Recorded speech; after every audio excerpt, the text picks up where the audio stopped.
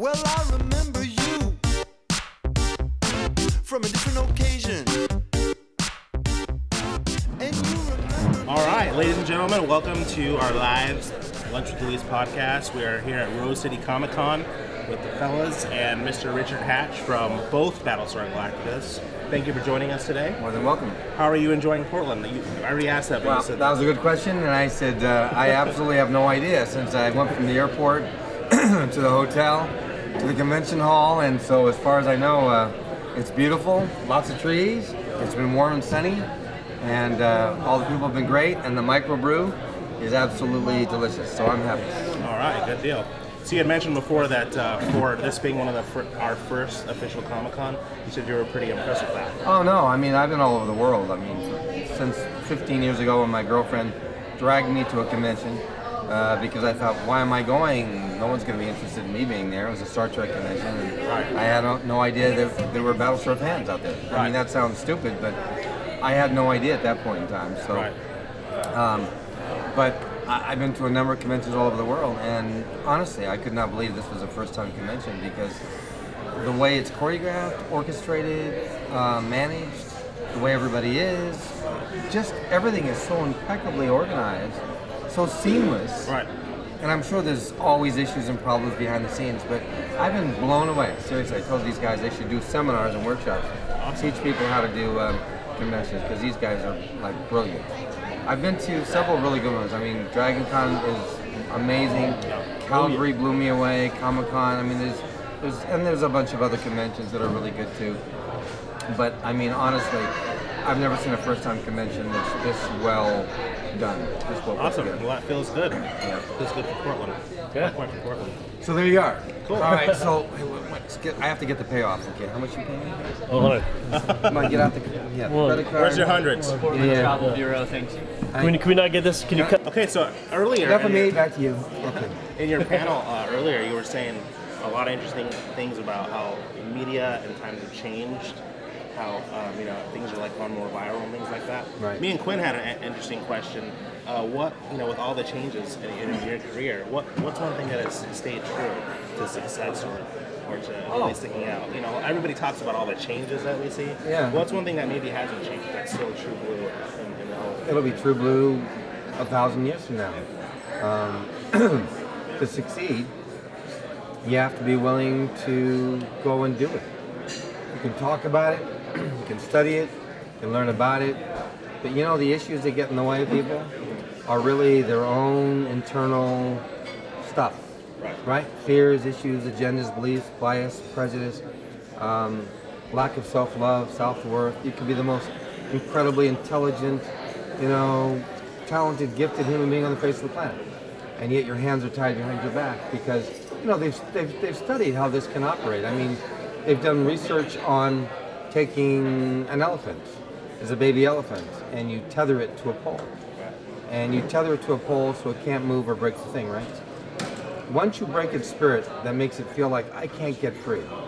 If you have something strong enough to break its spirit, by the time it gets to be a full-grown elephant, you could tie it with a rope, with a string, and it wouldn't break it because you've already broken its spirit.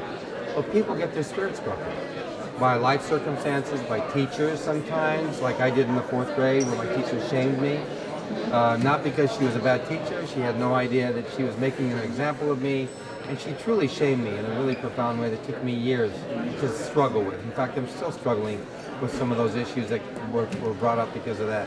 But people get broken because parents sometimes come home angry, frustrated in their own lives, and it gets passed on to their kids, not because they don't love them. And kids, they never develop that sense of self-worth, sense of self-valuing, and then you can be the most gifted person in the world, and you're like that elephant tethered to the post.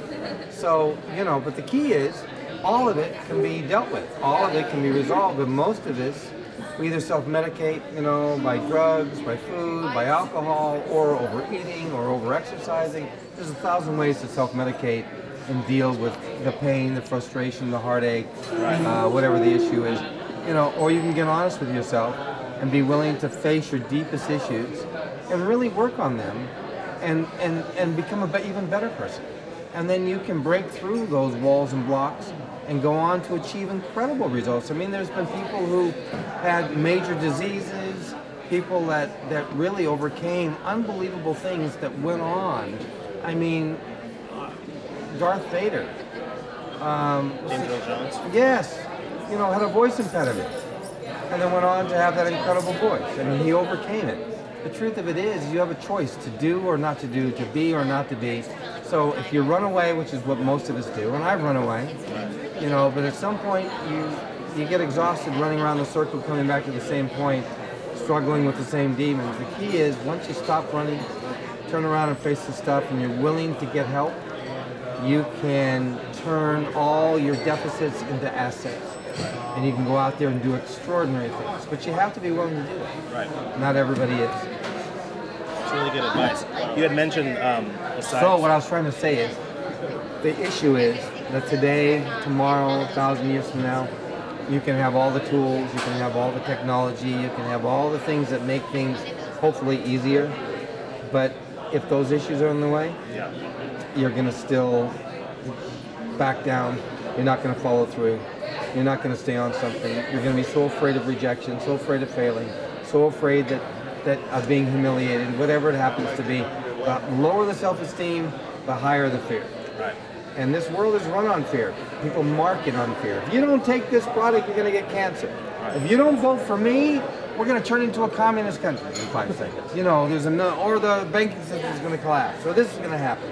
You know, so it's so easy to manipulate with fear, but when your self-worth is built strong, and you build that by building a relationship to you first, to your heart, to your soul, to your spirit, then you build it to those around you, and then to the world, to the product, to the services. We need to restructure this world. I think we've lost our way. Good people are doing bad things. People really think that they have to cross the line in order to be successful. Right. Good people, the line of ethics has been marred, blurred, and I hate to say it, I think integrity has been lost. There's always people with integrity. There's always good people everywhere. But people are struggling to deal with a world that's being played by unfair rules. And unfortunately, the vast majority of people tend to not stand up for themselves, or to be proactive, or to challenge and make, whether it's governments or corporations or businesses, be accountable. And that all comes from self-worth. So, you know, listen, I say all this as somebody who has had to struggle with his self-worth all my life. But I'm aware of it, I face it, I go to workshops, I read, I study, I've been through every form of therapy. It's a constant struggle, but I teach what I have learned the hard way. That's what I do in my workshops, and I love doing movies or doing roles or parts, or teaching, lecturing, writing books, anything that will inspire people, empower people. But of course you have to also entertain them first. If you don't entertain, no one's going to listen at all, right? So it's got to be a great movie, it's got to give you a great story. And when you're teaching, you know, you have to make them laugh, make them cry, but leave them with hope, and hopefully light at the end of the tunnel, and maybe some powerful insights into what's possible. That's what I believe. It's very good advice. So I had a fanboy question going back to the Tom Zarek. I'm sorry, I don't take fanboy questions. I'm sorry.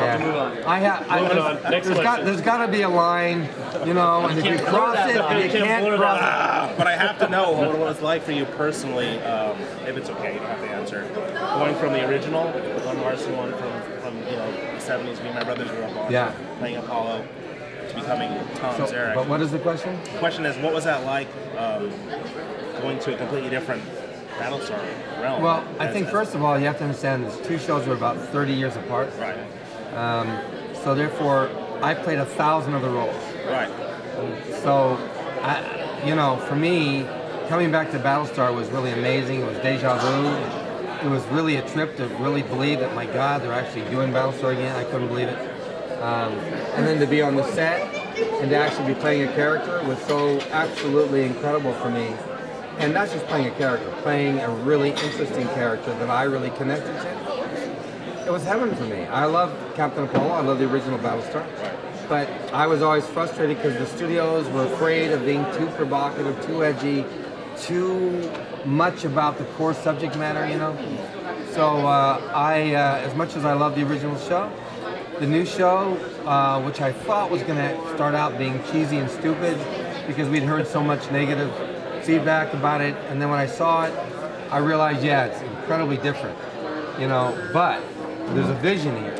There's good acting here. There's great writing here. And then when it got into episode 133, it became Battlestar to me. It was all about, you know, the Holocaust, trying to survive a Holocaust, trying to find a new homeland, trying to survive the Cylons, trying to deal with all that. And then the show, I thought, was one of the most brilliant sci-fi show dramas, period, that I'd ever seen on television. And I'm a big sci-fi geek. I love great storytelling, great drama of all genres. But I'm hungry because there's hardly ever a really great sci-fi show on. Right, you were mentioning that. You know, and so, you know, unfortunately, all the space shows are off. So it's like the networks and studios are still trying to serve the larger audience, and I think there needs to be more targeting towards the niche audience and developing a new business model that will serve the niche audience, because the niche audience, I hate to say it, actually in many ways generates more money than all the other genres put together because of the ancillary, merchandising, you know, all the other markets that are driven from a sci-fi story. Like Firefly was canceled after Games, one season, toys, but this still is alive. that, conventions. I mean, a million things that go on in perpetuity. It's just that most people look at the bottom line today. They don't look at the long-term revenue-generating possibilities of sci-fi. I mean, you know, I think it's a crime to have not done another season of Battlestar. Every episode would make its money back and then some over the next 10 years. Right. But they don't look at the short term. I mean, the long term. They look at the short term. But you know, they're taught that. I mean, these are smart executives. They're making decisions as they have learned it.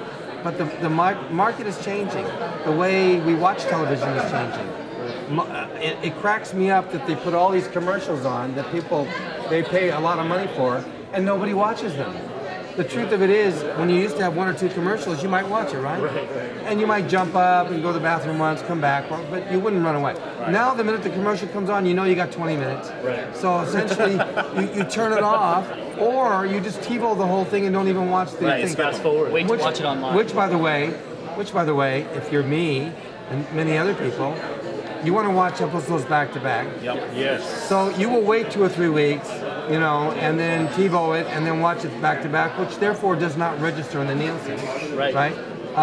Or you want to watch it on Netflix or iTunes or by the DVD, and then over a weekend, watch all the episodes back to back, which is the best way to watch it, without commercials. Yeah, that's me. Yeah, but I don't, unless a commercial is like spectacularly amazing, which usually they're not, you'll find, I mean, look, the Super Bowl, they'll put on commercials that grab your attention, sometimes in the movie theaters, and every once in a while there's a good commercial, and I understand advertising, it's important, but I think you have to find new ways to advertise, because the trouble is, they've gotten so greedy trying to generate dollars that they do too much. They've gone over the top. Now there's you got to wait so long that we turn the channel. I mean, how many we'll channel surf. And if you find another show that's interesting, you'll stay there. And you'll record the other one and come back to it later. I mean, honestly, I just think that they have not caught up with where the marketplace is going and how we view things, how we watch things. But also with sci-fi, I mean, my thought is sci-fi people spend a lot of money on what they love. And if they created a new business model for sci-fi and fantasy and everything else on television, you'd actually have quality sci-fi and fantasy, not what I call sci-fi veneer, which is, it looks sci-fi, but it's really not. You know, great sci-fi still is waiting in the wings. It's not really been brought forward. They're still leery of sci-fi, you know. And again, sci-fi is not about foreheads and monsters. It's about real issues, exploring hypothetical, you know, probabilities and possibilities. But they're still not doing that for the most part. Battlestar did. It's one of the rare shows that did it. But again, like I said, the good shows get taken off way too early. And I'm frustrated as a sci-fi fan. I want a channel that actually is produced, run by people that actually love sci-fi, understand sci-fi, for sci-fi fans, that will actually be set up with a different business model that will allow to do shows like Battlestar, Star Trek, Firefly, Babylon 5, Farscape, even newer and more innovative shows. There's no place doing that right now. All those shows are off the air. And those fans are the most dedicated fans in the world. And they come to conventions and spend millions, multiple millions of dollars around the world, and yet none of those shows are on the air. You know, you could produce those shows on DVD or have them just play off of iTunes. You don't even have to have them on traditional, normal TV. You know, I mean, why is nobody doing that? It's just, again, people get into habit patterns. It's not, no one's stupid. They get into habit patterns, they're slow to change. You know what I mean? It's slow to change. We were just reading about some lawsuits and stuff that were happening back and forth. Do you remember anything on the set being like a talk of Star Wars? And I don't know what the real reasons for the lawsuit were. Nobody can own space. You know, Star Wars came at a time where, you know, we all fell in love with Star Wars. I was blown away by it. And Star Wars certainly opened the door for sci-fi being brought to TV. Television always would follow a successful hit movie, right? Oh, yeah. So, what couldn't get greenlighted before it got greenlighted? So Battlestar was inspired by the success of Star Wars, but it was a totally different story. Oh, yeah. So why the lawsuit? Well, there must have been reasons I don't understand or I don't know about, so I'm not going to pretend to know. And I'm sure there were other reasons. Maybe it's just somebody doesn't want competition. Maybe somebody feels like, if I sue you, you'll pay me money to go away. Who knows what the things are. But I mean, we ultimately had to change the lasers. So that the laser didn't actually have a laser that you could see. You would see an explosion with our pistol and then an explosion over here, but you couldn't see the actual laser, which now we see all that. Yeah. So, but back then we had to change that. Interesting. So, you know, I don't know what the reasons are. Look, George Lucas is a brilliant, you know, producer. Honestly, a brilliant producer. And he created Star Wars for us. So whether we love or hate, you know, things, you know, people that do things always are going to polarize people, and I don't know what his motivations are. But thank God for George Lucas bringing us, you know, Star Wars. Honestly, it was life-changing for all of us. We were weaned on it.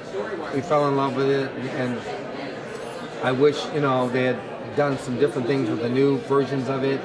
But, you know, the artistry of it was still brilliant. You know, the animation of it was still brilliant. So much of it was still brilliant. I just felt some of the story elements and acting elements were not all as good as they could be. But, you know, we could all judge and be critical forever. I guess when you're that successful, you own the right to do what you want to do. And then the audience either comes or doesn't come. So, you know, we can choose to stay away if we don't. But I went to see it, so, you know, I went to see it. You know, even though I had disagreements with things and didn't like certain things, I still watched it. You know, and if it comes on, I'll probably still watch it again. So, I don't know, maybe there's some kind of programming in the Star Wars movie that, you know, Mess with it. You know, gets you like, Star Wars. I have to watch it. I don't know. Was the big difference going from practical effects on the '70s show to then like the more computer-generated effects? A lot of, post understand effects. That, you know, and on my Battlestar, we had John Dykstra who did the special effects for Star Wars. Right. Yeah. He did our special effects. Okay. So basically the same thing, but we were doing a lot of back projection. We weren't doing green screens like we do now, and obviously the whole process has accelerated and evolved tremendously.